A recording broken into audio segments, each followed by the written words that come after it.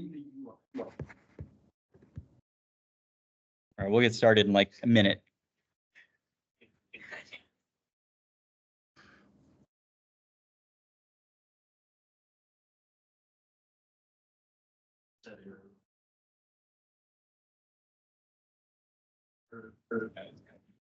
This is a perfect time for recorded pre-talk banter. Yeah. The best of the privacy, right? Yes.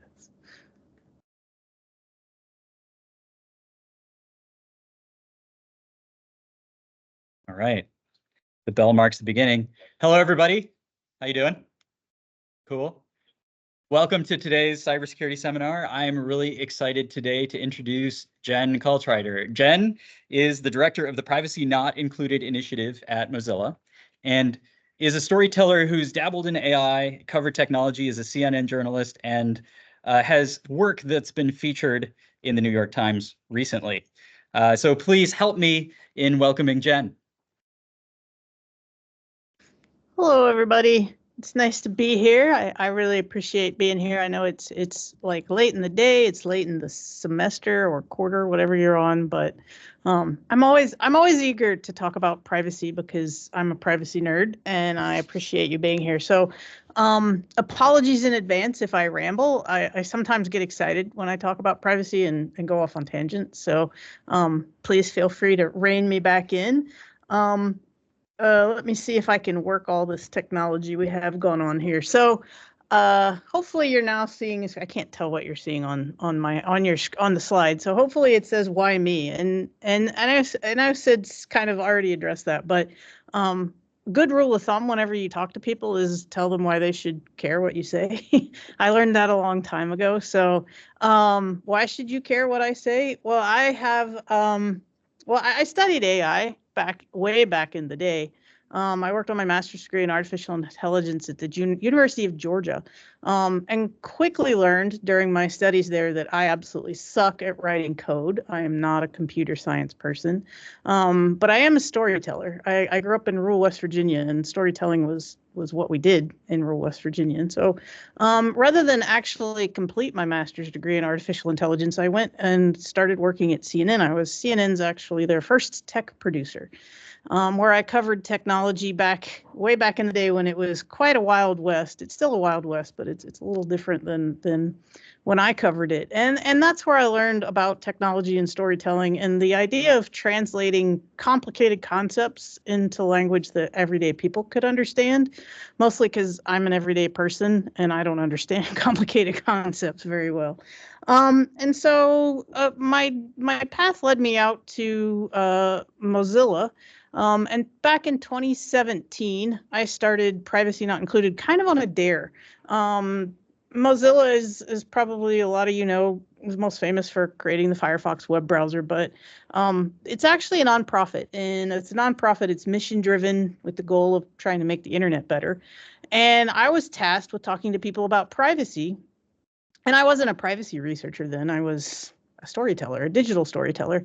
And the dare was, can we get people to care about privacy in their consumer products, or do they not care? And so the idea was to do a buyer's guide. And somebody's like, well, that's just like tips that people can download. And I was like, no, buyer's guide is product reviews.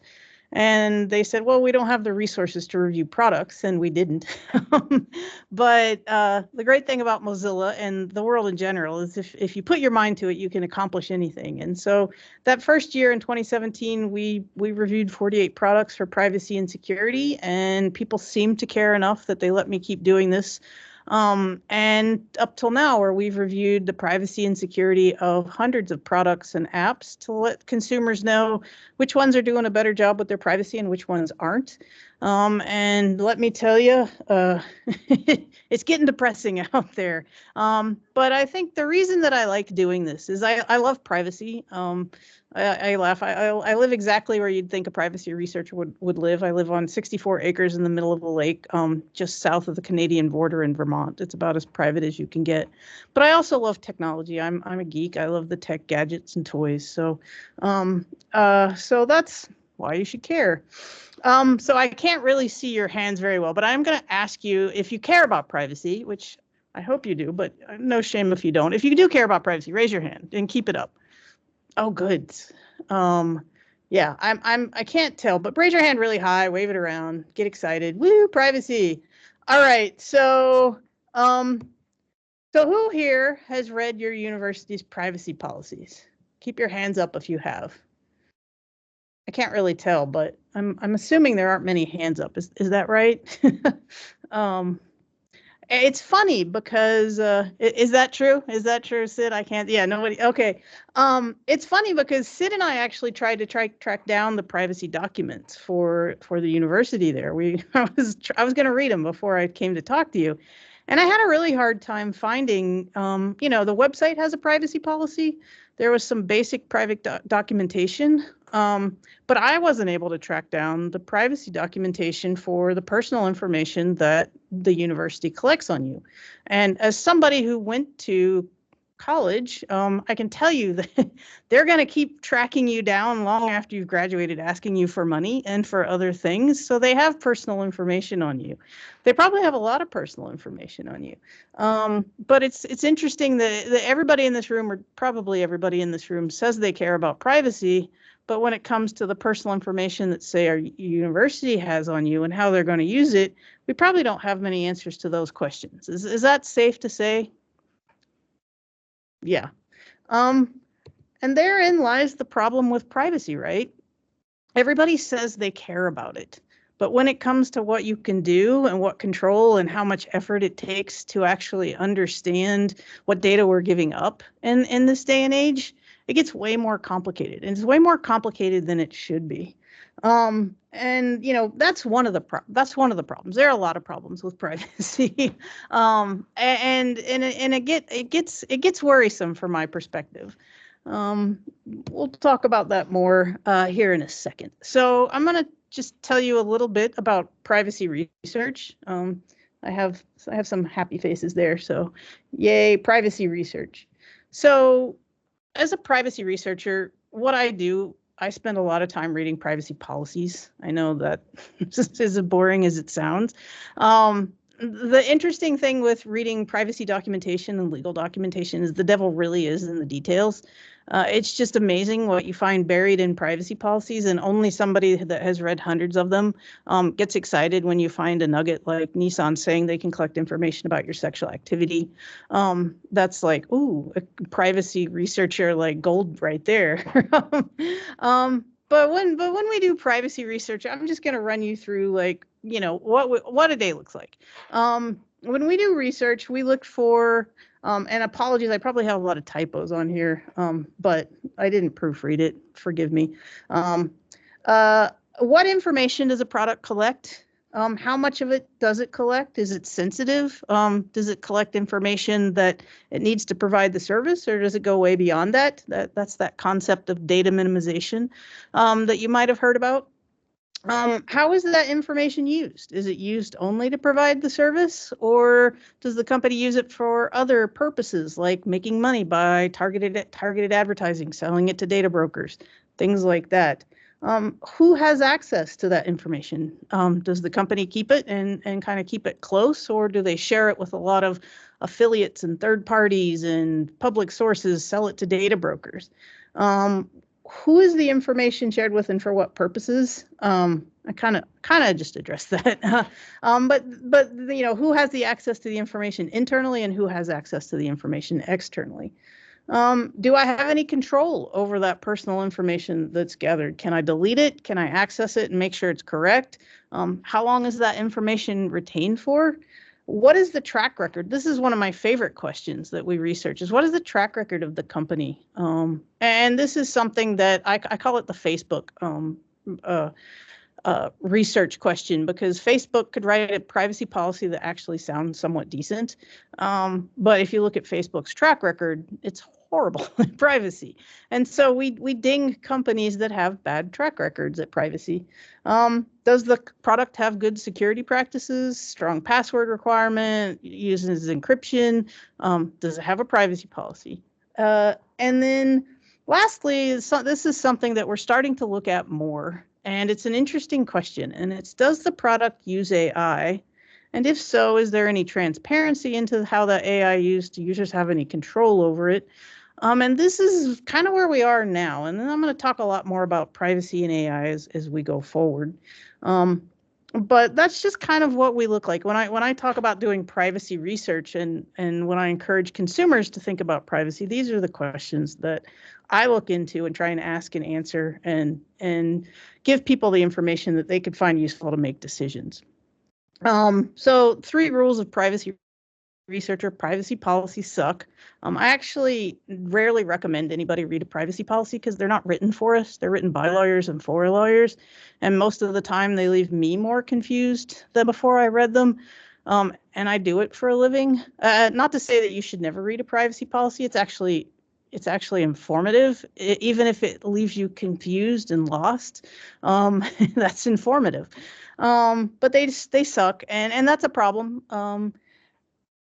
Rule 2, companies aren't exactly honest and transparent. And this is just kind of an ongoing thing. Privacy policies have a lot of, well, we may do this, or what we share could include this.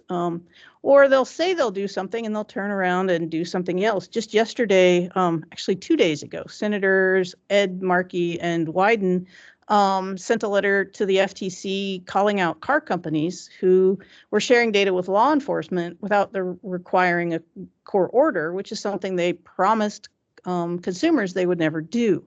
And so, you have this kind of depressing thing where companies are very vague about what they're doing, so it's hard to tell. And then they just turn around and do the opposite anyways. And sometimes they get in trouble for it, but probably not enough. And then a theme, and this is me being a bit of a beaten down privacy researcher, is it can be depressing. I started back in 2017, and it feels like a quaint age back then when privacy was, oh, our fitness trackers track more than steps now, and we have smart speakers. So are they listening? That seems quaint now in an age where literally we're wearing glasses on our faces with AI in them that can read everything and tell us, lots of stuff that with somebody who hasn't consented to have that information processed. And so I get a little down sometimes at the state of privacy and how we're losing it, and how much people say they care about it and how little they can do to protect it. So what I'm hoping for today is that y'all buck me up a little bit and give me some hope that we're not all doomed. Because I don't think we are all doomed, but we do have some work to do. I don't want to skip over that slide because look how cute it is. We have a creepometer on our website on Privacy Not Included, where people can rank how creepy they think the products are on each product review. And this is the scary face. So yay, creepometer. So let's talk about privacy and AI, because that's what I'm thinking a lot about. Last year, I researched, our big research projects were privacy in mental health apps, privacy in cars, and privacy in consumer devices, and for a holiday guide. And so kind of normal stuff. Cars was crazy because cars are the worst thing we've ever researched and got a lot of attention, but there's still consumer devices. Now we're moving into a world of AI, and AI kind of exploded starting a year or so ago when ChatGPT kind of took over the world, and now it's what everybody's talking about, and it's exciting. There's a lot of exciting stuff coming down the world in AI. But I feel like privacy is a lot of the times getting lost in the conversation. And so if you are sitting on your computer now or later when you're on your computer and you just Google, AI and privacy concerns or generative AI and privacy concerns, it's interesting, to me at least, it's interesting what pops up. It's a lot of sponsored content. It's a lot of academic kind of wonky content coming from security blogs or academic places or companies themselves. There's not a lot of consumer-friendly content out there. As we move into a world where AI is becoming more prevalent in our consumer products. And that's something that's kind of my job. That's my job to fix, to get information out into the world for consumers so to help them understand what's coming with AI and privacy. But first, I kind of have to wrap my brain around it. So I've been doing a lot of reading lately, and it's reading that's makes my brain hurt. I'm a consumer researcher, so I like to read consumer stuff. Academic stuff it makes my brain hurt. But recently, Stanford put out a 500+ page report on the state of AI in 2024. My boss shared it with me, so I was like, I guess I should open this. And I opened it and I was like, I'm not reading all 500 pages. That's crazy. I'll just read what it says about privacy. So I searched for the word privacy. Privacy is mentioned 3 times in this entire 500-page report from Stanford about the state of AI. And interestingly, one of the 3 mentions in it is how important and how concerned people are about privacy. It's one of the top concerns people have about AI moving forward. It's about privacy. So people are concerned about privacy. I've also seen a couple of other surveys. I think Pew put out one, and I can't remember the third one, but I've seen a couple of pretty big surveys about people's feelings on privacy and their concerns about it. And, I would think, the Skynet, is coming and we're all going to die would be the top concern, but interestingly, it's generally, either you're going to lose your job or privacy. Privacy is something that people are really concerned about in AI, but it's hard to get good information about what that means. So remember we talked about that concept of data minimization a little bit ago. Just real briefly, I said, a product should, if it's a good product, only collect the information that is needed to provide the service to get, and nothing more. So if it's a car, you want the car to collect enough information to get you from point A to point B safely and nothing more. And that's the basic concept of data minimization.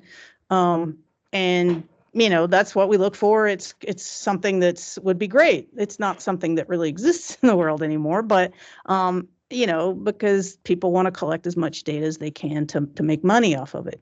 But it really doesn't exist when it comes to AI. There's just no data minimization when AIs need as much data as possible, and they're designed to get to know us. I just tossed up a couple of examples of AI products that we have reviewed. We're in the process of reviewing kind of the generative AI products that are popular now, the ChatGPTs and the Copilots and Character AI and things like that, kind of the big ones. But kind of leading up into this, we've reviewed some smaller products just to kind of test the waters of like, well, what can we learn? And 2 of the products that we reviewed at the end of last year for our holiday guide, we reviewed a little robot designed for kids called Moxie that is based on ChatGPT. And so it's marketed as a learning robot that you can buy your kid that will help them grow their emotional intelligence, have strong relationships, learn problem solving. And it does this by talking to your child and your child talking to them and learning as much about the child as it can, so that it can become your child's best friend. Interestingly, if when we read Moxie's privacy policy back at the end of last year, it markets it that way to parents. But then if you read the privacy documentation in there, it told the parents to tell your child never to share personal information with Moxie. And this little robot is designed for child like 4 or 5 years old. So I don't know that 5-year-old kids really understand the concept of personal information, let alone why mom and dad got them a robot to play with, and they're not supposed to tell him anything personal about it. So this is kind of the problem we're seeing. Replica is another AI. It's a relationship AI, a girlfriend AI. We reviewed AI relationship chatbots back in February for Valentine's Day, because these AI girlfriends or soulmates, as they call them, are exploding. And they're really designed to get to know as much about us as they can. They are designed to ask us as many personal questions as they can, because the better they get to know you, then the theory being the better girlfriend they can be or soulmate they can be. And Replica has horrible, horrible privacy policies and practices and track records. And so this concept that's kind of the basis of, has been the basis of privacy and privacy research for a long time, this concept of data minimization, as we enter this world of generative AI, where AIs are designed to get to know everything about us, doesn't exist anymore. And that's a problem. It's a problem for a lot of reasons. But one of the reasons that I'll point out now is, I don't know if you're aware, but Congress recently proposed a new federal privacy law. Yay. You may or may not know that the United States doesn't have a federal privacy law. And Europe has GDPR, which protects Europeans' privacy much stronger than we have privacy protections here in the US. We do have some state-based privacy protections like CCPA that protect people and give people more rights to do things like have data deleted, opt out of data collection, know what data is collected. But it's a patchwork. Not all states have them. And so we need a federal privacy law. This is a big problem, and there have been some proposed in the past that haven't gone anywhere. And a couple of weeks ago, a new privacy law, the American Privacy Rights Act, or APRA, as the wonks like to call it, came out, and it's great. It's great. 5 years ago, I would have been ecstatic to see this privacy law. The problem with the privacy law that's introduced that I'm very excited that 5 years ago I'd have been super excited about is it starts from the premise of data minimization. It starts from the premise that the law will require companies only to collect the data they need basically to provide the service, which again sounds great. It would have sounded great back in 2017 or even 2020. But in 2024 and moving forward, I'm very worried that we're proposing a privacy law that's going to be obsolete before it's even passed, because in the world of AI, data minimization isn't a thing. And so if ChatGPT is only supposed to collect the data it needs to provide the service, but it needs to collect everything about you, or if Little Moxie, the robot that you get for your child to play with, it's designed to collect as much about your child as it can to help them grow emotionally. How do you manage a law like that? So I remember how I said I was depressed. This is why I see this stuff. I know too much, but it should be exciting that we have a federal privacy law being proposed and actually being considered and talked about. It hasn't died yet, so yay. It's probably still a long way off from being passed, and it will get changed a lot. But the fact that it starts from data minimization and we're moving into a world where data minimization, it's questionable if it even exists, leaves me worried. I said I was doing reading that makes my brain hurt. Another bit of reading that made my brain hurt as I was trying to learn more about AI and privacy before we kind of really dig into our research and try and translate this out to consumers and what they should worry about. Google DeepMind published this super wonky paper about AI ethics and AI assistance. And so we've probably all heard of AI chatbots, right? They've been all the rage for the past year. Well, AI chatbots are already becoming tired, and the next cool thing is AI assistants. And so it's no longer, having a chat, telling, hey, chatbot, search for this. It's, hey, assistant, do this, and then they'll process everything in the background. It's kind of the next step. It's, Jarvis from Iron Man, and it sounds really cool. But again, it has to collect and process a lot of data. And it was interesting. I was at least encouraged when I tried to, this paper from Google DeepMind was 200 and some pages. Again, I searched for the word privacy. But I was pleased to see that this paper at least had a whole chapter of 7 pages on privacy. So, progress. But it was interesting to read this because it's coming from Google. So, the whole chapter, all 7 pages of it, kind of started from the premise of, well, we used to have this concept of privacy that was like, leave me alone. I have the right to be left alone. I want to, back in the 1800s, the idea was you go in your cabin, you shut your door, you pull your curtains, and you're private and nobody can bother you. The government doesn't have the right to come in. Nobody has the right to come in. You have the right to be left alone. I kind of like that version of privacy. But that's not the version of privacy that exists today, right? Now, with all the data that can be collected through our devices, our movements when we're out in public, in our cars, now there's another version of privacy that Google, of course, wants to talk about, because Google kind of came along and destroyed our privacy in a lot of ways. And I'm probably not smart enough to really explain it to you. If you want, the links are in this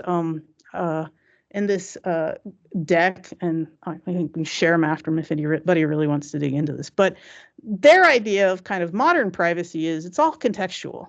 There's all this data that exists on you, and it's not that it doesn't exist, that it's that who gets shared and for what purposes. And I'm like, okay, that's fine. But it's still kind of Google thinking about how do we frame it as consumers have all this data that we really want, and as long as they have some control over it, it's okay that it exists in the world and we use it to make money. And that's the way the world works now, and I don't think we're going to change that, but it does raise a lot of problems. And then interestingly, this paper goes on to say, well, that's all going to change with AI as we develop even more AI problems with more data that comes in and gets processed. And when you collect data for training, it goes into the algorithm, you can't get it back.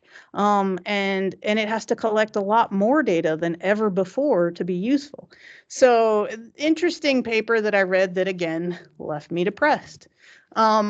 Oh yeah, and it ended. This is the conclusion from the AI chapter. I don't know why I picked purple and yellow. It kind of looks rather ugly, but my favorite part here at the end was they're wrapping up their little chapter on privacy. They said, well, gosh golly, we hope that the technical privacy community will continue to make progress on these problems in collaboration with the privacy policy community to improve the technologies needed to make AI assistance more useful and private to everyone. And I thought it was interesting that Google's like plowing ahead, making AI assistants, but they're at the end of their conclusion of their privacy section is, gosh golly, they hope somebody makes it good for privacy. And I was like, well, maybe that's up to you guys. You are Google. You could do this, right?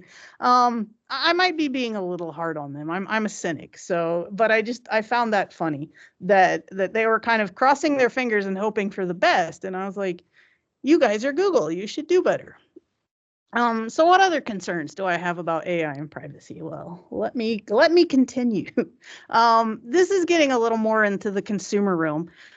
We're starting to see AI kind of infiltrate our consumer devices more, right? Like AI is coming to cars. I just was reading about ChatGPT in cars. A company called Smart Eye is developing technology that can scan our faces while we're driving to tell what emotions we're feeling.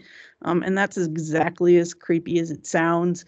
But I think this holiday season, you're going to see like AI is going to be the hot topic for all our holiday gadgets. And you've seen some of them like the Humana Pin or the rabbits. Those little AI gadgets really get panned in consumer literature as being like terrible, useless devices.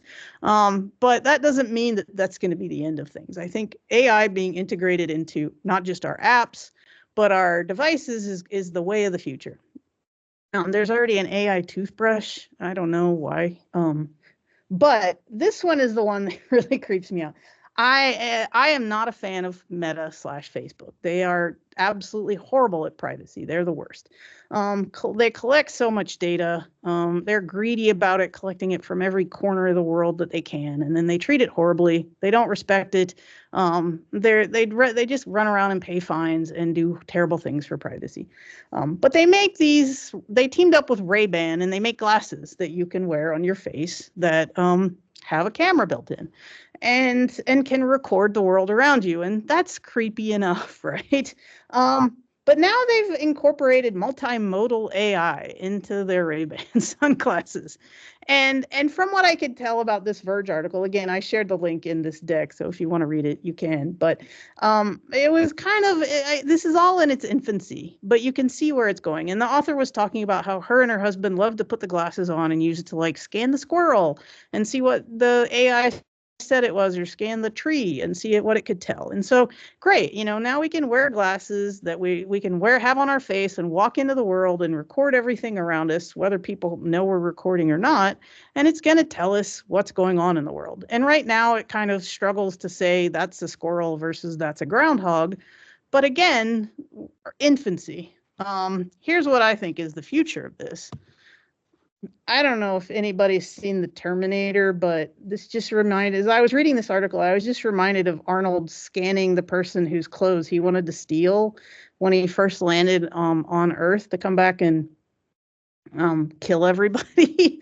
But there's really like, this is, I know it, again, I'm cynical, I'm down, but maybe this isn't, we aren't coming to the Terminator land, but we are coming to a time when we're going to all walk around with cameras on our faces, scanning people. And now there's technology that is going to allow us to look at Sid and be like, hey, that's Sid, and he's X number of years old, and the last thing he bought was, a Coke and a pizza, and his emotions right now are angry because I know more about him than I should, like, that it sounds crazy, but it's not that far off. And what are we going to do about that? What does all of this mean for privacy? And this is kind of where I'm sitting and stewing right now, because there aren't answers. Every paper that I'm reading, it's like Google going, well, gosh, we hope somebody solves this problem. And as I'm trying to figure out, consumers are saying, we care a lot about privacy when it comes to AI. It's one of our biggest concerns, but nobody's really telling us what that means. We can talk about transparency of algorithms and how they work. We can talk about, is my data being used for training? And we can talk about how data minimization no longer exists because these AIs have to collect as much information on us as possible.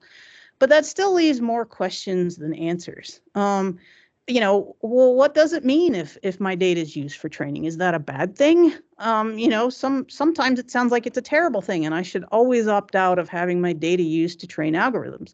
But then you see, people whose ideologies I might not agree with opting in to have all their data used for training. And does that mean that the AIs are going to skew away from people that believe in privacy towards people that are more open?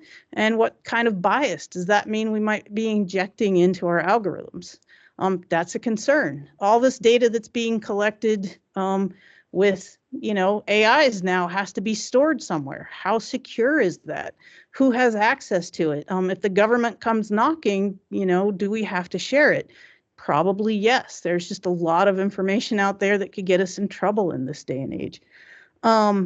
So again, I'm just at this point where I have a lot of questions, not that many answers. I get a little down when I wake up in the morning and start thinking about our laws are behind.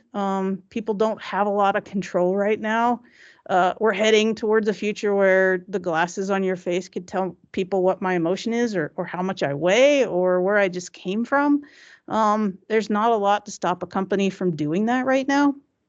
And so what do I do? What do I do as a consumer privacy researcher whose goal it is to educate the public about the issues of privacy and help them make good decisions as they move forward?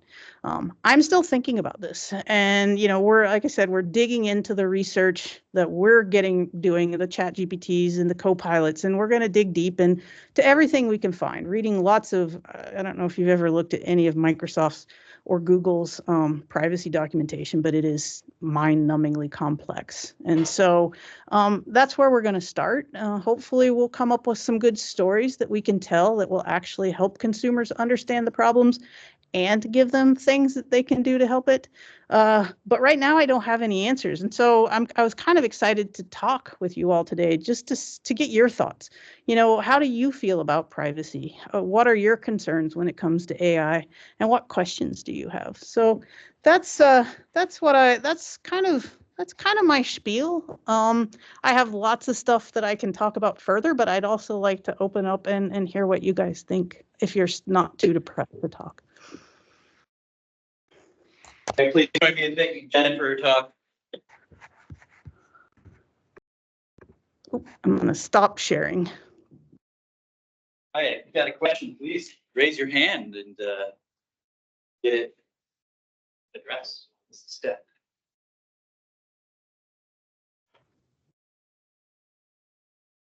Oh, over there in the corner. Go ahead, Grant. So, since you've researched so many different privacy policies, what would you say is like the biggest red flag that maybe even we could spot while going through one of them? Yeah. My recommendation when you're reading a privacy policy is to find the CCPA version of a privacy policy. The most privacy policies will now have a CCA addendum or section. That's California's privacy policy section. That section always has the most and best information. We always look and see, does the company sell your personal information? It's required to be stated in that section. CCPA has a definition of sell that it's not necessarily here I give you data and you give me $500. It's here you give me data and we get something of monetary value in return. But companies are required to say that in that CCPA section, but not necessarily in the general privacy policy. So start by looking at a CCPA. Go read CCPA sections of privacy policies. They also oftentimes have a nice chart that will lay out, here's the data that's collected for different purposes, and here's how it's used, and here's who it's shared with. So the red flags to look for in that are, how much sensitive data do they collect? Do they sell that or share that? What inferences does a company say they're going to use with making that that personal information? Do they share information for targeted advertising, and do they sell it? Those are the things that I would start looking for just in that one section. So you don't have to sit and read the whole privacy policy, just find the CCPA version and look at that.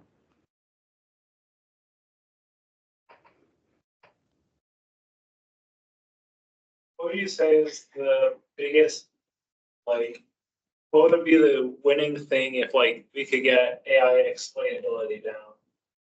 If we could get AI, I didn't hear the last part. Like, figure out if we could make the model, like, tell where the data came from. For its training. If we could make the, sorry, say that one more time. I promise I'll hear it this time. Turn it. Like, if we could figure out how to make the model tell us where it actually got the answer from. Yeah, so you're asking, like, would it be a good thing if AI could tell us how it got your answer? Is that the question? Yeah. Yeah, I mean, it's an interesting question, right? Because then you're talking about transparency. Oh, cool. Now I know how the AI works because it's transparent. I know how it got the answer. That's cool. The flip side is, oh, I got this answer because Jim Jones, who lives at 3326 Mulberry Lane in Sandusky, Ohio, told me this on October 3rd. So that's the challenge with AI is developing transparency and bringing in data that can, like, help the AI model learn to be useful to us, but then protect the privacy of the information that's been collected and given to it, because it's not that hard to get AIs to give up personal information if you know what prompts to ask them. And so again, I don't have the answers, but that's the challenge. There's just so much tension between developing good AI algorithms and models and having transparency and protecting the privacy as we do this.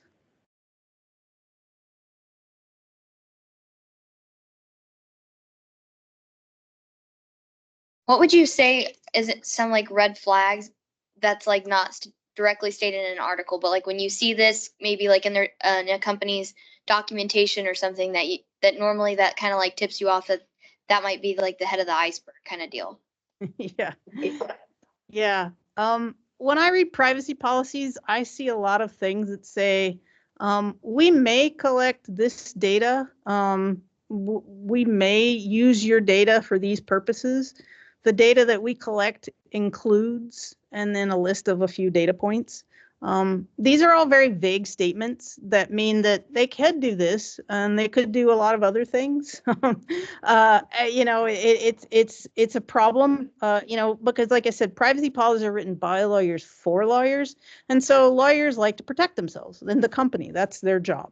And so they're going to write a privacy policy that is broadly written as possible to kind of cover everything. And we saw this with cars last year when we reviewed them. I mean, cars privacy policies were absolutely bonkers because they were like, hey, we'll collect information on your sexual activity and your sex life and your genetic information and your union membership. And just they listed everything.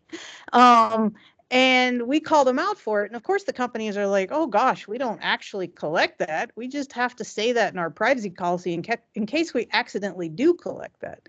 And then you have to trust that the company's being honest about that, right? And then it turns out that, you know, maybe they aren't collecting that information, but they require you to consent to a privacy policy that says that they can. And then, you know, just this week, you know, the senators that sent the letter to the FTC calling for the FTC to investigate car companies for sharing data with law enforcement. And car companies collect a lot of data, including a lot of location data, sharing data with law enforcement that they said they wouldn't collect. Because the statements in privacy policies that we read were very vague about, oh, we won't share data with law enforcement without a court order. And that's kind of the bar you want to see, right? If you're ever reviewing a privacy policy and you look at how it says it shares data with law enforcement or government, the bar you want to see is it will never share data with law enforcement and government without a court order, subpoena, warrant, something like that. If it does share data with law enforcement, it'll only share the minimum to meet the court order. And if allowed by the court order, they will notify the person whose data they're sharing, so they're aware that this data is being shared. That's the bar that Mozilla has, right? That's what you want to see set. The car companies had permissive policies. You know, one car company said they could share data with law enforcement or government based on formal or informal requests. And so the car companies got in trouble by the senators who asked the FTC to investigate them for sharing data with law enforcement without court orders after they said that they would. And so that's, you know, there's just a lot of red flags that you can see in privacy policies, but a lot of times things might sound good and they've written them to sound good, but they're actually not following them. And one of my favorite lines that we see in privacy policies all the time is, we will never, ever share or sell your data except as outlined in this privacy policy. And then the privacy policy, of course, outlines a million ways that they'll share and sell it. But that sounds pretty good, right? If you're a person that doesn't read a lot of privacy policies, it's like, if you just read the first line, oh, they're never going to share and sell my data except for these, you know, and nobody reads the rest of it. So yeah, they're slippery, those things.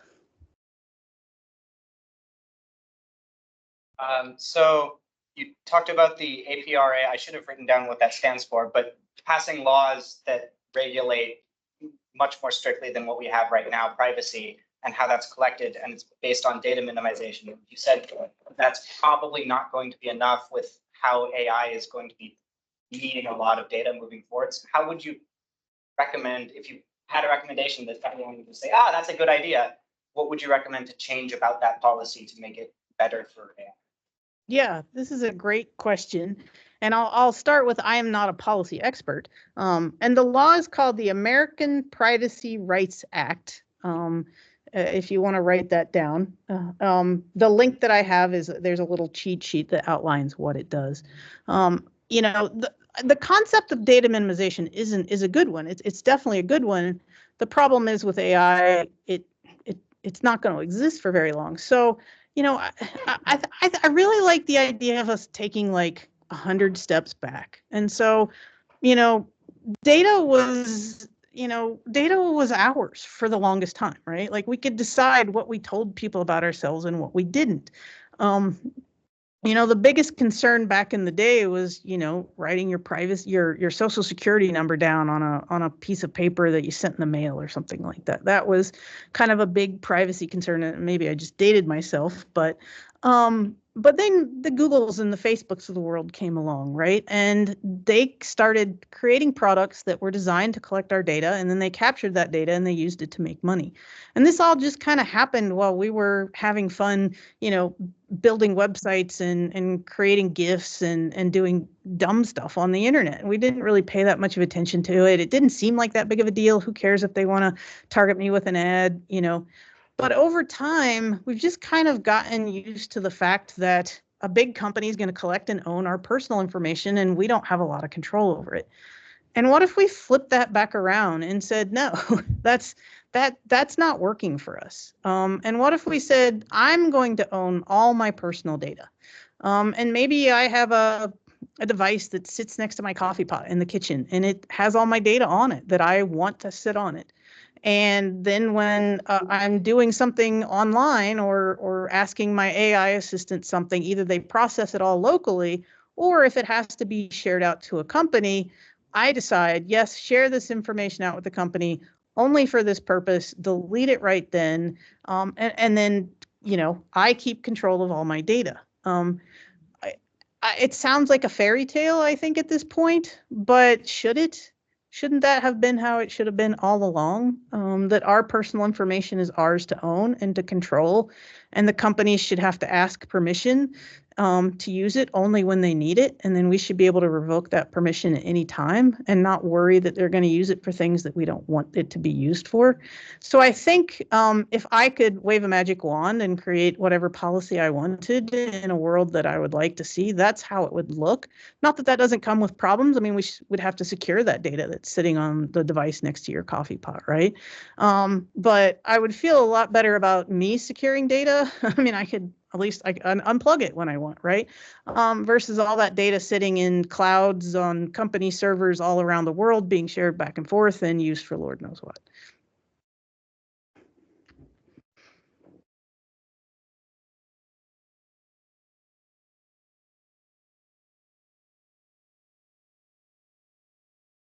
Curious about how receptive, or I guess how aware or how strongly public opinion is towards policy actions to be implemented versus how, I guess I assume that certain companies would be resistant to these acts being implemented as well. Absolutely. And this is the problem, right? Consumers say they care about privacy, and I absolutely believe that. I mean, when you look at poll after poll, people cite privacy as some of their biggest concerns when it comes to all things internet, all things AI. The problem is they don't have a lot of power. There's no privacy lobby. I mean, I guess people like Mozilla and EFF and groups like that kind of work on privacy, but we're not, big tech. We don't have that money. And so whenever there are any talk of privacy regulations, big tech is sitting there in the room lobbying with lots of power. And we've seen that with the privacy laws that have come and gone so far. We're seeing it with this one now. I'll just give one example of at the state level. I live in the state of Vermont. The state of Vermont does not have a strong privacy law. It's been proposed. This year they had a pretty good one. One of the things that it would allow to do would be to sue companies if they don't protect your data.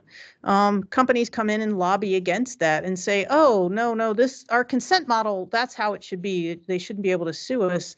And so they kind of make the laws work for them. And so what you get is this model of privacy law where the tech companies have pushed that as long as we have consent, we should be able to do what we want, which on its surface sounds maybe okay, but when you look at how consent is often gotten with patterns and UIs that are very confusing, with things that people don't realize they gave consent, it's maybe not explicit consent, maybe it's given once and gone and then it just exists forever and you can't revoke it. So that's a big problem. Another problem is data brokers. Data brokers are evil and awful and I hate them. And the state of Vermont had a bill proposed that would allow consumers to sue data brokers if they misuse their data.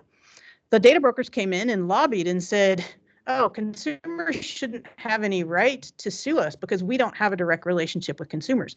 We get our data from other places, the Facebooks, the car companies. We buy our data from all these other places. We don't have a direct relationship with consumers, even though they know everything about consumers. So consumers shouldn't be able to sue us, and the law got shot down. And so this is the problem with privacy legislation. I mean, with cars last year, was asked over and over, well, cars are terrible at privacy. What can consumers do? And I didn't really feel comfortable telling people anything really that I could guarantee would protect them, because the cars were absolutely so bad, and opt out was not really an option, and it was awful. And so the one thing I could say was we need a strong federal privacy law. Car companies also say that we need a federal privacy law. It's just that their version of a federal privacy law is one that protects them and gives them a lot of leeway. And the version of a federal privacy law that I want looks very different. But I'm not sitting in Congress with millions of dollars to lobby Congress. I just have a little platform that I use, on privacy not included, to talk about it and try and get consumers involved. And so that's what I can do. It's an uphill battle. There's a long way to go, but the more people like you that get involved and care and talk about it with your parents and your friends, more power we have. All right, I think that's all the time we've got. Questions. For questions, please join me in thanking Jen for joining us today. Thanks, everybody. Thanks for listening. That concludes our cybersecurity seminar for today. Thanks for coming. Hope to see you at the next one.